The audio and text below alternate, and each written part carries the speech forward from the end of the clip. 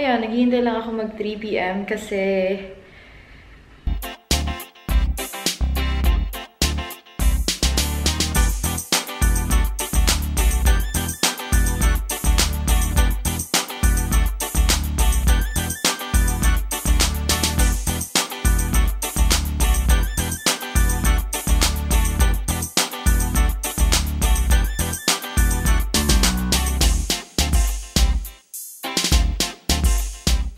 later, pupunta ako sa Permanent Makeup Manila. Gagawin nila sa akin yung 6D eyebrow tattoo nila. So, tatry natin. Mukhang ewan tong eyebrows ko ngayon. So, makikita natin kung paano nila aayusin. Balita ko, sobrang ganda daw and sobrang natural tignan. Ayun, nagpapagawa din yung mga artista. So, super excited ako. Alabang yun eh, medyo malayo. Well, nandito naman ako sa Makati. Medyo malapit-lapit naman. In just a few minutes, I will leave my condo na. So, anyway guys, I'll see you later and guys, so katatapos ko lang mag-sign ng form and I think nire-ready na nila yung gagamitin para sa procedure. In-explain nila sa akin yung mga mangyayari kanina and they told me a lot of things about yung eyebrow embroidery. I'm also gonna do yung parang lash lift. I-video ko naman yung procedure guys. So, tingnan natin. Kasi, ano ba yan? Itong kilay ko, OMG. Mukha na siyang disaster right now. So, we'll see mamaya kung anong mangyayari. Tinanggal na nila yung makeup sa eyebrows ko. So, wala na. So, makikita nyo, sabog-sabog yung kilay ko ngayon.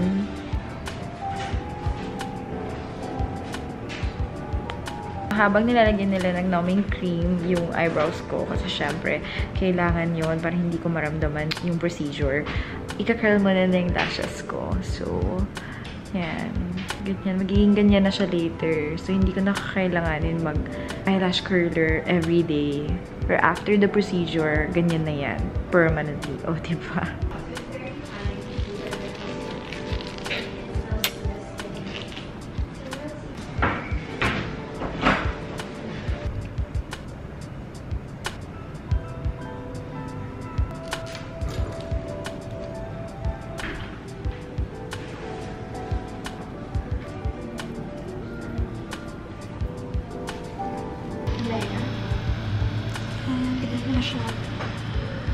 Perfect sa mga ayaw magpa-eyelash extension. Super high maintenance ang eyelash extension. Guys, nilagay na nila yung mascara. Oh my gosh.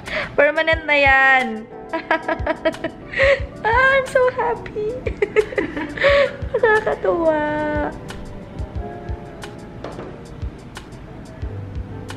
Right now, mukha akong naka-mascara, right? Imagine, 8 weeks yan na magsistay sa eyes ko. O, diba?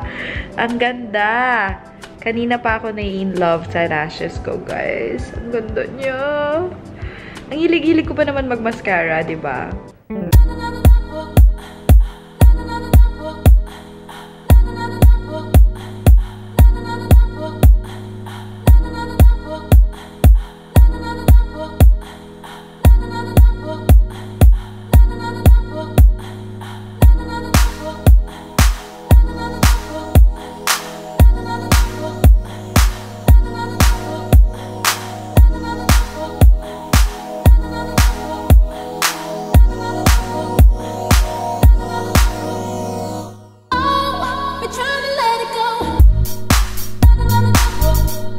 Wala akong nafe-feel. Paano narinig mo, right? Yun, naririnig ko siya, pero wala akong nararamdaman.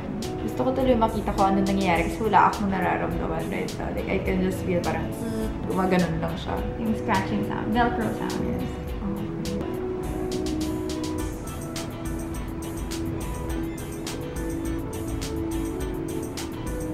5 minutes.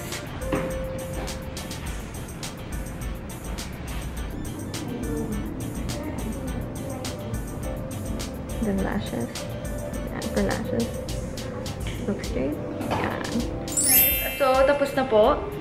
Ayan na ang bagong kilay ni Michelle. Marami pang mangyayari dyan. Mag-peel off pa yan. Mag-red pa yan later. Thank you so much! You're welcome! Siya yung gumawa ng eyebrows ko, guys. Siya yung may-ari ng Permanent Makeup Manila.